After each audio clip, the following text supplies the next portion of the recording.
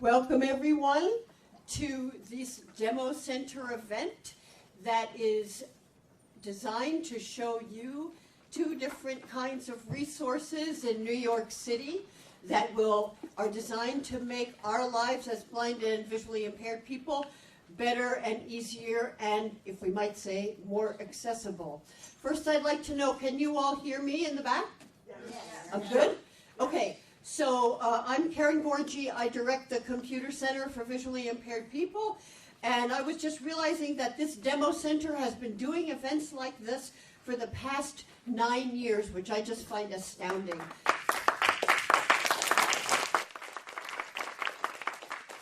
Thank you for that. And as you've already heard, and tell me if you lose me at all, I'm like got my head back to reach into this mic so I can talk and read at the same time. Anyway, we are filming. If you do not want to appear in the video, which eventually will make its way to the CCVIP YouTube channel, please, right now, raise your hand. Keep it raised until you're told, because staff is going to note that, okay? So do we have somebody noting those people who don't want to be in the video? Yes. All right. Have we got everybody? Okay. Okay, great. Now, I think you can put your hands down safely now. And thank you for that. The other thing, which you won't be surprised to hear, if you have any audio devices whatsoever, phones, podcatchers, anything, please either turn them off or put them on vibrate. Any conversation that you feel you must have in the middle, you need to just quietly sneak out. We can't have any of that going on because it'll mess up the filming that we're trying to do, which is to benefit many people who weren't able to be here, but will be able to, we'll be able to watch what happened today via our YouTube channel. And we really do want to thank the people at the Baruch College Technology Center who are helping us with this filming today. Thank you so much. We also want to thank all our volunteers, and if I don't say your name, please holler it out. Do not be shy. We have Mike Guerra, we have Lynn Luxton, we have Nancy O'Connell, we have Terry Wrong. Who are our other volunteers? Thank you very much. Let's just give these guys a shout out, because we appreciate their just helping to make that good. Now, I get to be, for 2 seconds, I get to pretend like I am an audio describer, because I'm describing the slide 1 to you. I'm hoping it's up. Karen? Yes? Can I just say one thing? There was somebody at the downstairs at the turnstile. They offered to help me they're there as well. I don't know if that was a volunteer from us. I don't know that person's name, but whether they're here or not, I thank them. We thank all the people on the first floor who helped us. The first slide we have here is of a Manhattan skyline downtown, where you can see the Statue of Liberty, and on the left is a picture of an accessible pedestrian signal, and on the right is a picture of a Link NYC kiosk. And our event today, of course, is called Right Around the Corner. And of course, in this film, you have both the CUNY logo, the Baruch logo, and the CCVIP logo. So just so you should all be aware of that. So today, let's see. I want to just ask if there's anything I've left out that I should say. Okay. So we're going to get into the actual substance of this right now. As I've said, we are going to be featuring both the kiosks and the accessible pedestrian signals. And we're going to have a presentation that's going to be in this space for about an hour, divided between these two things. Device. Thank you so much. Thank you, God, for Gene. Oh, and then after a 10-minute break, we will be going outside so you can really experience them in real time. Therefore, we really need to stay on task, on time. So we will be very carefully trying to limit the questions. So I've been assigned to be a timekeeper. So I guess whatever the presenters want us to do about questions, you can probably raise your hand if you feel desperate to ask one. But at 1:25, I'm going to be stopping the one presentation to introduce the second one, and the same thing's going to happen at 1:50. Okay? I just want to give you that sense so you have a sense of the shape of this whole thing. Okay? So now, friends, we're going to shift to the whole issue of how the heck you cross the street safely in New York City. And one tool for that is accessible pedestrian signals. And to talk about that, I want to introduce Dr. Gene Bourquin, who has been in our field and is in terms of orientation and mobility for people who are blind and people who are deaf-blind, what, 30 years? 30 years. And works with individuals, with groups, helps to teach O&M instructors, really just has given insane amounts of energy and knowledge to our community on this whole issue. And we're very lucky to have him here today to talk to us about the whole issue of accessible pedestrian signals. So let's welcome Dr. Gene Bourquin.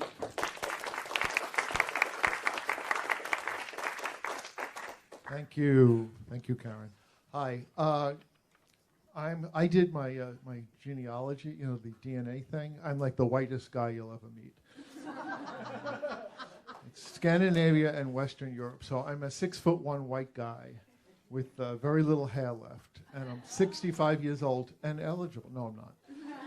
Okay, so we're here to talk about APS, and I'm going to invite a little bit of a conversation here because we need to have some back and forth because people have many misperceptions about this and maybe some misunderstandings.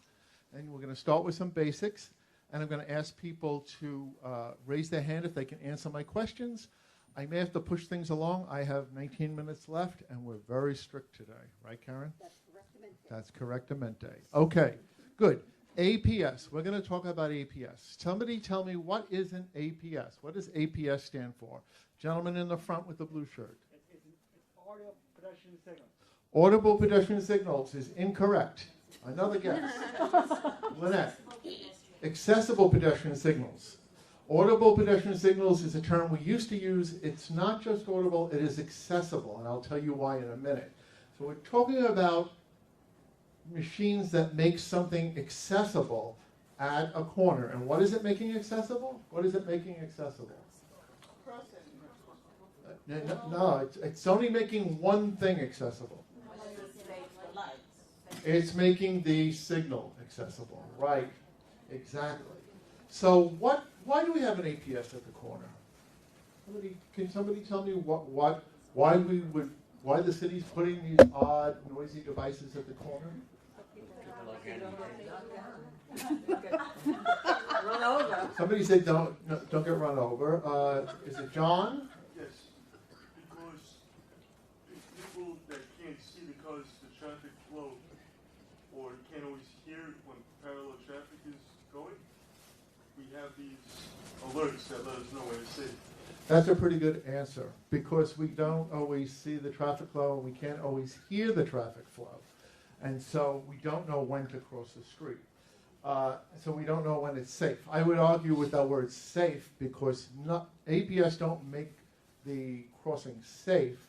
The risk when you're crossing is you're going to get hit by a car by turning vehicles. 3,000 to 5,000 people hit by turning vehicles. And APS will not do anything about that.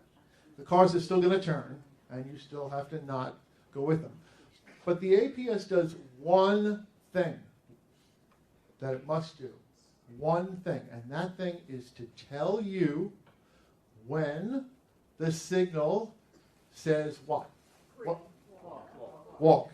Walk is the correct answer. Green is the wrong answer because you should not usually be using vehicle or driver signals.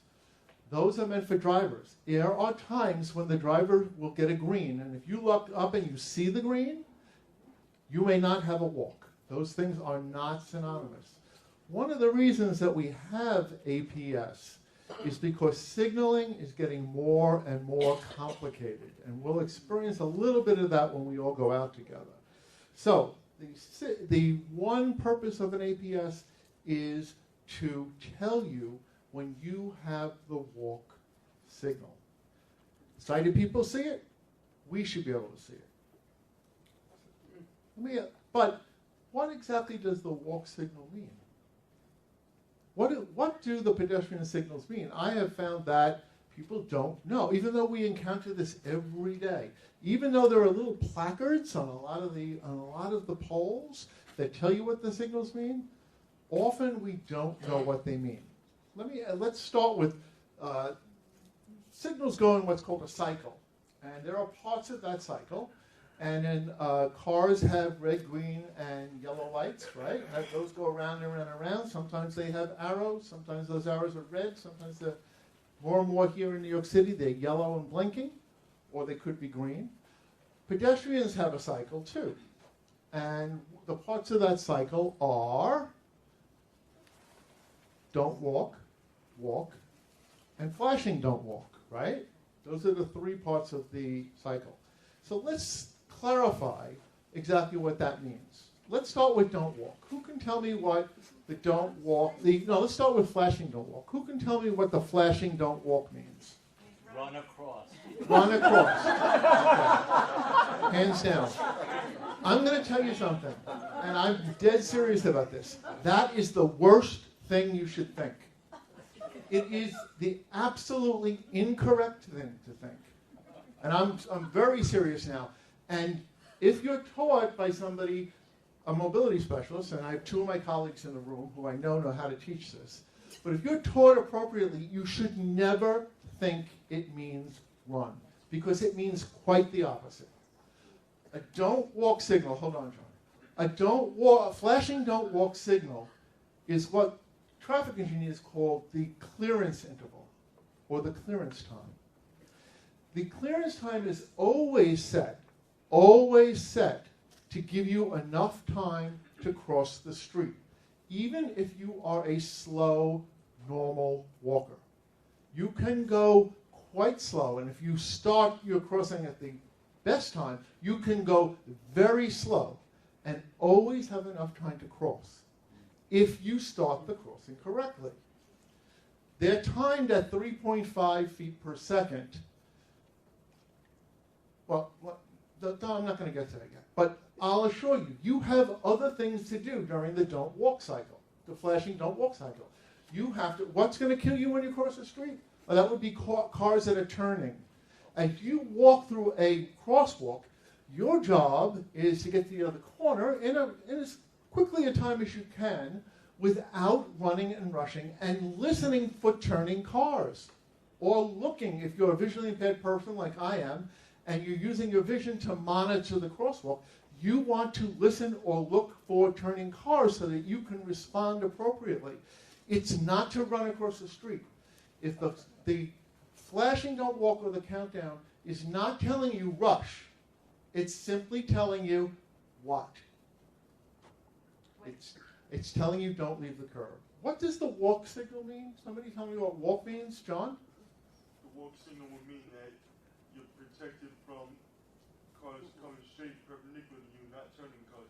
That's true. But what does it mean as you're standing on the corner? What does it tell you? You have the right of way. You do have the right of way. What it tells you is that it is your turn to leave the curb. If you leave the curb while the walk sign is on, the next thing that happens when it goes off is the flashing don't walk, right? If you leave the curb when the walk sign is on or the walk signal is on, you always have enough time to finish. You'd have to walk backwards not to have enough time. I've looked at hundreds of crosswalks in New York City, and this is always true. And if you find one where it's not true, then you should report it, and we'll talk about that in a second. But the walk simply means you may leave the curb. It's not the time to cross. It's not the entire time. So the time that the walk signal is on that, what we call a pedestrian head, is not the entire time you have to walk. It's the time you have to step off. And if you step off when that walk first goes off, the flashing don't walk, and you have all the way till the end of the flashing don't walk, that's timed at 3.0 feet per second. Very, very slow. So what should happen is you should leave the curb when the walk signal is displayed. You're guaranteed enough time. You do what you have to do as you cross the street, which is monitor other pedestrians crossing, making sure that you're aligned and that you don't veer, making sure you're going towards the other corner, listening or looking for turning vehicles so that you are safely on the other side. When the don't walk signal comes on, what does that mean? That means you should not be in the crosswalk. Don't walk means don't walk is the only thing that actually tells you what you should do. Don't walk, stay on the sidewalk. So that's how the signals go. The problem today is that in New York City, the signals are getting more and more complicated. There are signal schema that the engineers are putting in that make it more safe for sighted people and less safe for us. And we'll be visiting one of those sites when we go out. But the reason we put an APS at a corner is because it's a difficult street crossing, almost all the time. The city has hundreds of requests for accessible pedestrian signals. They are all put into a queue, and each and every intersection and crosswalk that's been requested to be in that queue for an installation are prioritized according to a tool used and developed by O&Mers and the Federal Highway Administration that says this crosswalk is a high priority or a low priority. And every year the city puts in a minimum of 75 intersections of APS. So you will see more and more of these. And they always go in places that have been objectively judged to be high risk for people who cannot access the walk signal visually. So when you come across an APS, you should think to yourself, this APS is here for good reason. It really is there probably because there's some difficulty in crossing that street. It might be the ambient noise because of things that are nearby. It might be because the intersection is skewed. It might be for a lot of reasons. There are several dozen factors that are weighted in order to prioritize that APS and to eventually get it installed. So that's why and where APS are put in. If you hear an APS, you probably should use it. I talked to some people before we started today, and they were like, oh, I don't know what those things do. I don't understand them. I don't use them. I just walk by.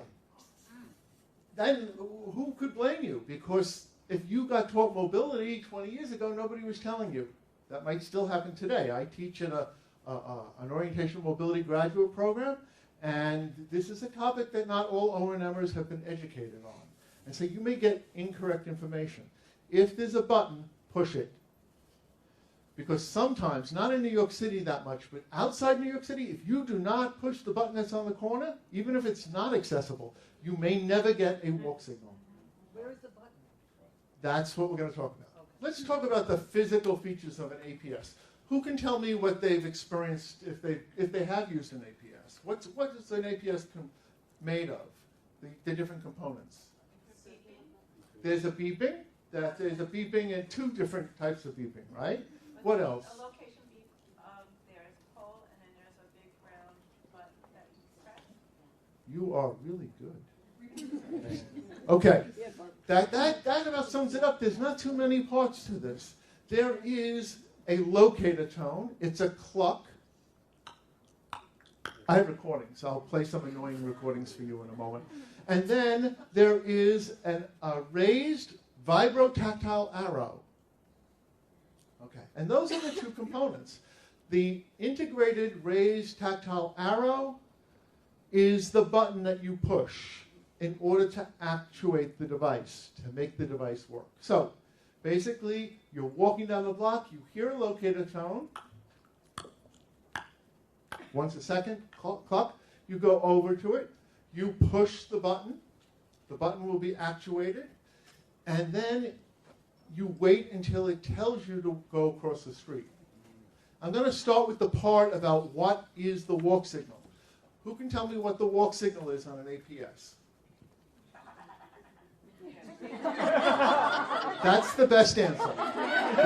The percussive tone or rapid tick is supposed to be, it is the standard output that tells you the walk signal is on. As long as that white man on the ped head, that white man who's telling you across the street, those white men are always telling you what to do.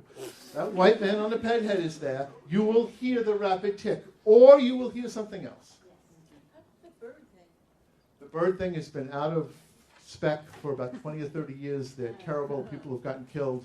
Minor birds imitate them, and they're inconsistent from state to state. But we don't have those here, so that's a long story. But what else do we hear? Birds are one option it used to be. Yes? In the front? Wait. Wait is always spoken, and wait is always there, but that's not what I'm talking about. Wait is not telling you the walk signal is on. The walk signal is when you walk. It's not going to say wait.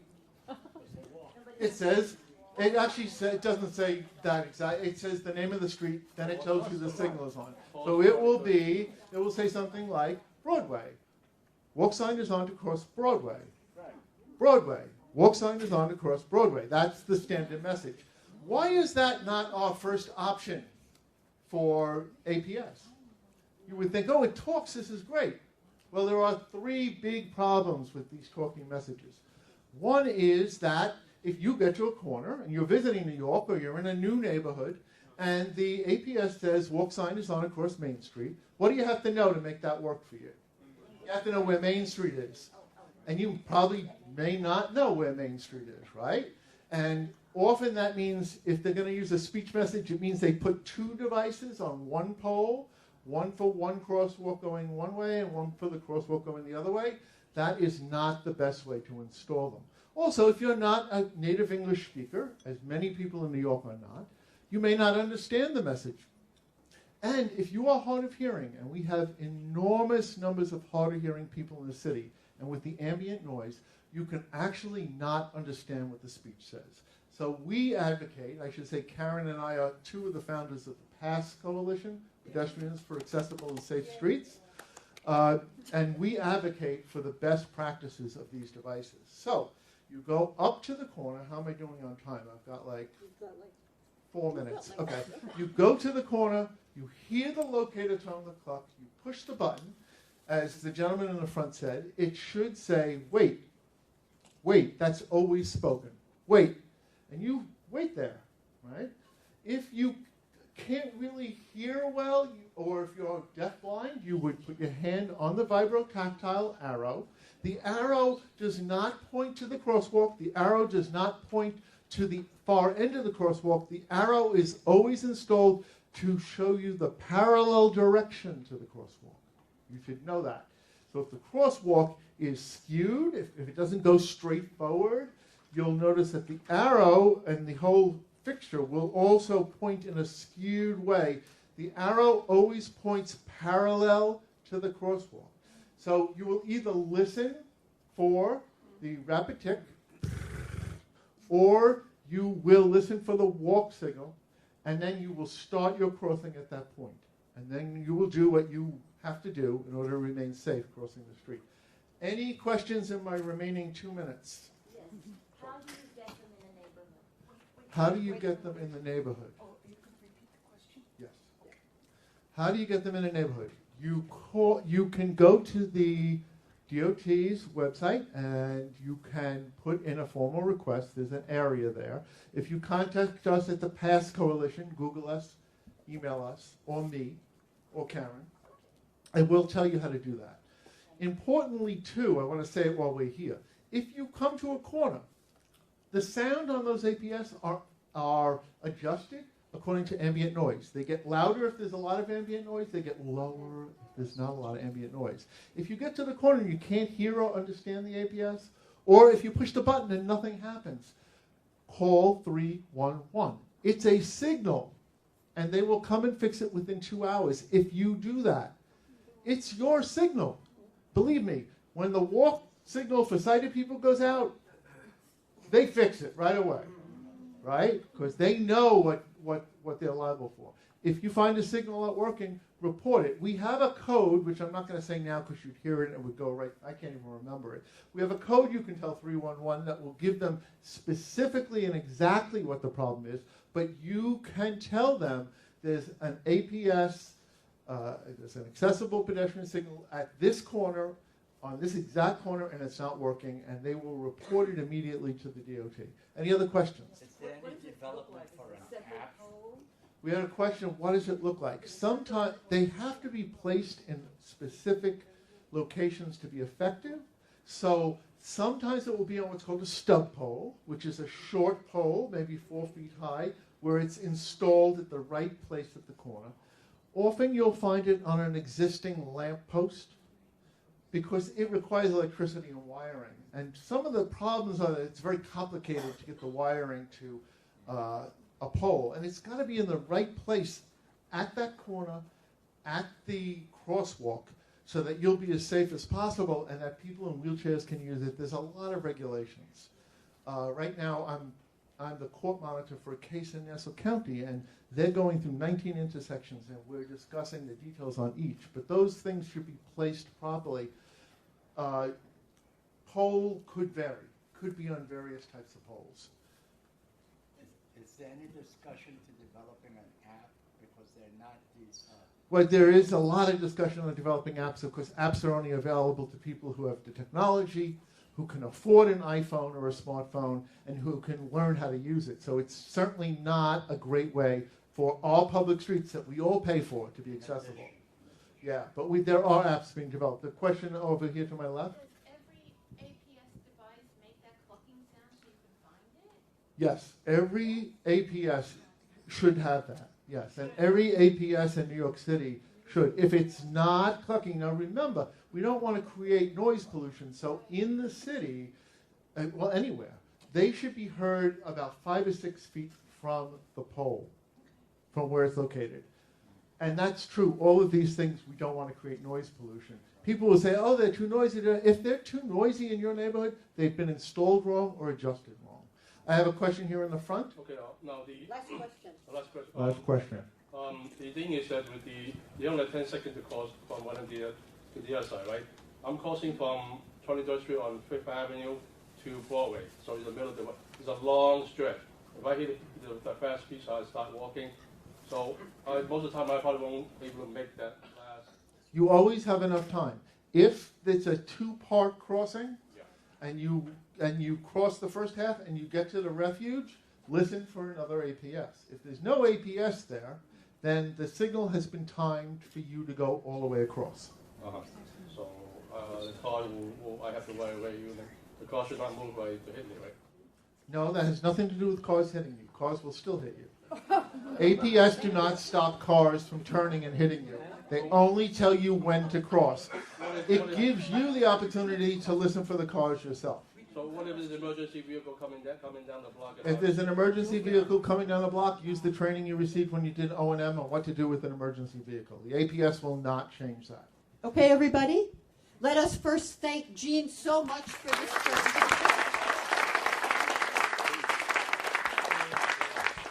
Wonderful, very exciting stuff. Now, we are about to move into the field trip portion of this event.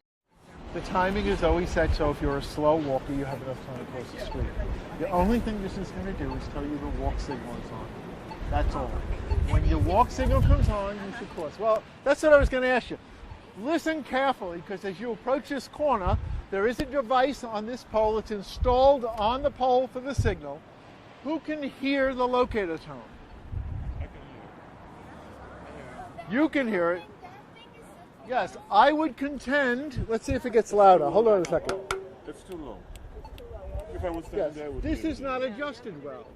So I would put a complaint in about this device because okay, we should all call right now. Everybody get their cell phone out. 311. This is not good. You should be able to hear this from 6 feet, you said? 5 or 6 feet away. No, I mean I should be able to hear it if I'm approaching, and I'm about here, where I am now. If you can hear my voice, I should start hearing it. you can hear me. Is there any way of adjusting it here on the spot? The DOT can come. This is one of the new models. The DOT can come here and with a remote control they can change it. But we They can do it. They can do it through Bluetooth. They can do it through their own system. Looking out for tick, tick, tick, tick, tick. Is that what it is? Well, let's go through this because I didn't have a chance to play the annoying audio files during my presentation. So, what's that? No, they're not easy to vandalize. They're as strong as the kiosk, if not stronger. Okay, so you should hear the locator tone. Okay, what you should do then is line up where you have to line up to cross, then come back to the APS, push the button, and then go back to where you lined up and cross when it tells you to cross. Let's see what happens. I am going to tell you what's on the ped head right now. The visible ped head has a walk signal. I'm going to push the button now. Yes, What did it do? It told you the walk signal is on. the arrow does. No, it should not say the street. That's not a good thing. What if you come here and you don't know that that's Lexington and that's 25th? This pole is placed so that you can't be confused. It's placed on what's called the inside of the crosswalk. If you push the button here and go to the nearby curb ramp, you're in the right place for this APS. The arrow will point in the direction parallel to the crosswalk that you want to cross. So yes, Would it make sense to use give me the the one microphone. across I want the to street? not the you not want the video one. No, the yeah, so you don't forget the one that's useless. Yeah. Sir, would it make sense to use the one across the street? What's You that? think the one across the street might be working? Yes. It is working. This is the one across left. But let's say, Right in front of you. Let's do it again. The walk signal has a don't walk, a big red hand. It says wait. The walk signal just turned on. It gives you the walk signal. Larry, you hear it? You hear it? That's right. Were you talking about the arrow? The arrow is on the button. Touch it. Here, let me touch it. You'll see it vibrates. It vibrates because it vibrates when it's emitting sound. It's not vibrating now, of course. After 10, it stops. It may. You should know that just because the walk signal this time was 10 seconds does not mean the next cycle it will be 10 seconds. These things can change by time of day. They can be changed by the city remotely in the traffic center. Signals are no longer the same all the time. In New York, they tend to be the same every cycle, but they can be changed.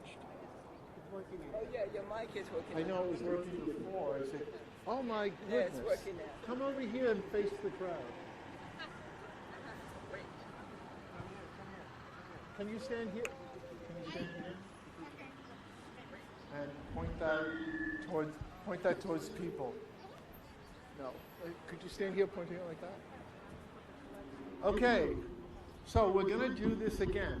Listen to the locator tone.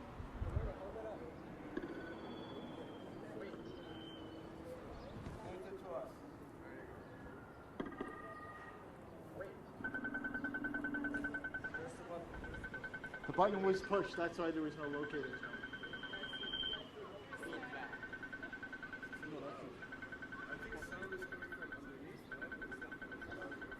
It's inside, these speakers are internal. Okay, here's the locator tone. It's a repeating cluck every 1 second. Is that clear to everybody? You approach the pole. First you line up, then you come to the APS, you push the activation button, you go back and line up to cross, and you wait for the walk signal to come. Again, this is what the walk signal is going to sound like.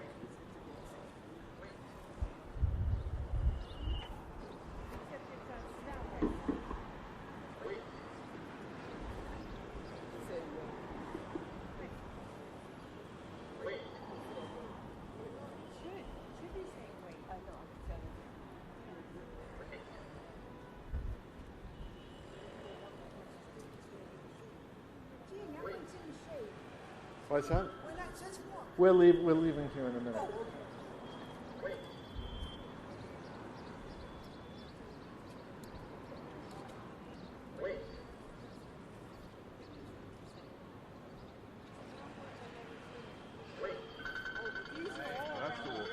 Okay? Okay, let's all cross to the other side of the street. I'm going to show you something over there.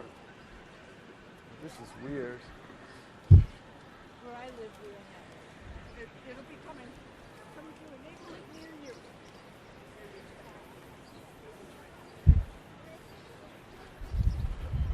If you could please line up close to the building here in the corner. There are all times that if you leave the curb at the walk signal, you have enough time to cross. Always. It is always true. No, it's always true. If you leave the curb when the walk signal is on, you have enough time to cross. Always.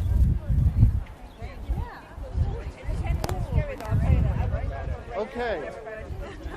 What I want, could you turn that around? Okay. What I want to point out at this corner, and I'm going to move you aside, is that we have two APS, and these okay, can we pay attention? Okay, we have two APS. I just need to go. We have two APS here, and they're both properly located. This one is on my left, your right is crossing Lexington, and I'm going to push that, and the walk sign is on, you can hear it.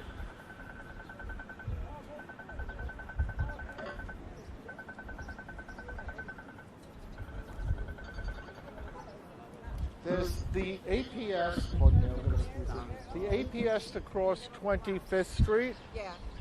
Is this thing working? Yeah.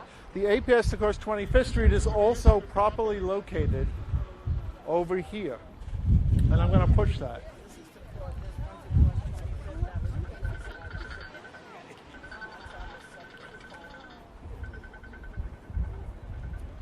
I'll give you a secret. This walk sign never turns off. It always says walk. So anytime you push it, it's gonna vibrate. Well, that's false. No, it's this is a T intersection, a three-leg right angle intersection, and it is you always have the right of way. Yeah, I don't know why it's not working, but I'm keeping the microphone. Okay, so the walk signal for this street is always on because you always have the right of way. It's not a mistake. It's because this is a T intersection, and there's never a time that there's going to be through traffic coming from the east and going west. But there will be time when the cars are turning. The cars can always turn when the walk signal is on. That's always true. Just here, it's true here, and it's true at every single corner. Your job crossing the street during the walk and flashing don't walk is to monitor for those turning signals. But there is times when the cars is not turning, so you should choose those times to walk. No, because the times they're not turning is the time you have a don't walk signal. No, here is you have perpendicular traffic coming at you. Okay, let's go over to Madison section here at Madison and 23rd Street. And we're going to talk about crossing the crosswalk that is in front of me. That is the crosswalk that goes west. That is the crosswalk that is on Madison Avenue. So I want everybody to understand what crosswalk I'm talking about. Yeah, the lady pointing in the CCVIP t-shirt is correct. It's the crosswalk that is beyond the speakers that I'm speaking through right now. This corner has two APS. One to cross Madison. I'm trying to get this down to the feedback. One to cross Madison and one to cross 23rd Street. Okay, it looks like everybody is about here. I'm going to ask a question. If I were blind or I couldn't see the walk signal across Madison, what would be the cue to tell me when to cross? What's that? What? No, you can't use traffic stopping. Traffic stopping is bad, and I don't have time to explain that. It's when traffic moves that is the correct cue. But the traffic moving from where would be the correct cue to know you can cross Madison. The parallel, can somebody point to the parallel traffic? Yes, the lady here with the visions hat is pointing to the traffic that is currently stopped on my left. And I want to make sure everybody understands this. The traffic is stopped over here on my left. The usual traffic cue for a blind person to cross would be when that traffic goes forward and goes through the intersection. That's called the near lane parallel traffic. It's the traffic that moves through the intersection next to my crosswalk. My crosswalk is crossing Madison. The traffic would be, if I was standing in that corner, behind me on my left. And when that traffic surges through, it should be the time for me to cross. That's standard in the field. So we can all agree that if you didn't have access, okay, those cars just surged. They surged through. Do you know what the pedestrian signal says right now? What does it say? It says don't walk. It should say walk, right? If you came to this intersection and you listened for the correct sound on when to cross, it should be now. And that walk signal should say walk. It should have a little white man there saying, yo, walk, cross. It does not. Why is that? It's because cars are turning. No, cars can always turn. Malfunction. Those cars, if that signal says walk, those cars can always turn. Yeah, but how would you know that if you were blind that the cars have the right of way? Well, if you don't have access to the walk signal, how would you know? You would not know without the accessible pedestrian signal. The cars are not turning now. Yeah, that's right. They were not turning, but that's not when you get the walk signal. I'll explain.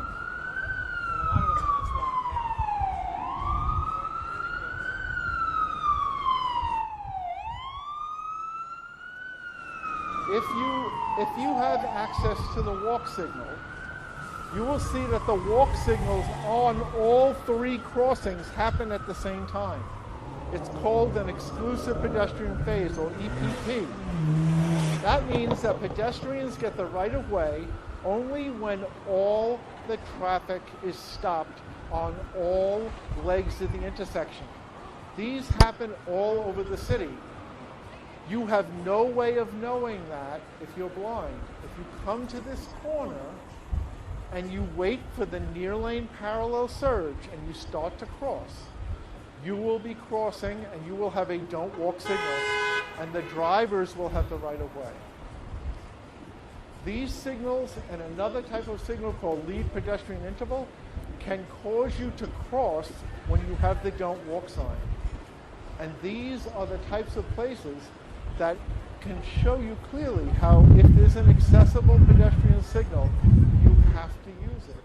Because the traffic sounds that blind people traditionally use to cross the street are no longer reliable.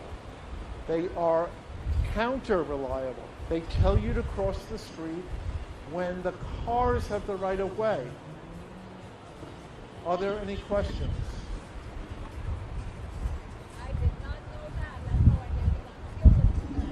We had a comment, the lady said, I did not know that. So No, and you wouldn't know that. So we should actually cross. You should always cross when you have the walk. The only legal time for you to cross is when you have the walk signal. Now, I'm a New Yorker. I cross whenever I feel like it. But I take that risk, and I am crossing illegally. The time to cross if you're blind is when it says walk. And the way you know it's time to cross if you don't have access to the signal is almost always when you have the near lane parallel traffic surge. That is not true at the new complicated signal intersections like this, because the traffic sounds are no longer giving you the correct time to cross. The traffic movement is misleading. Okay, I think I have the solution.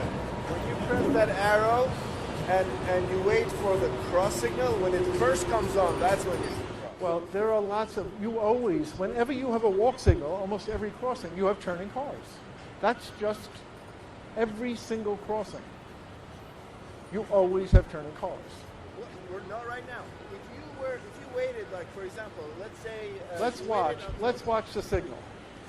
It now says don't walk. It turned already.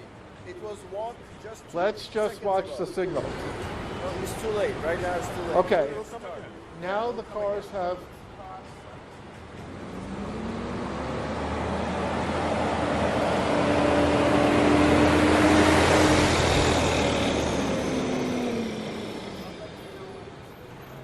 Okay, it still says don't walk, yet the parallel traffic is moving through the intersection. So right now you're pressing the arrow and you're getting don't walk sign. You'll get, if you press the button now, you will get a message that says wait.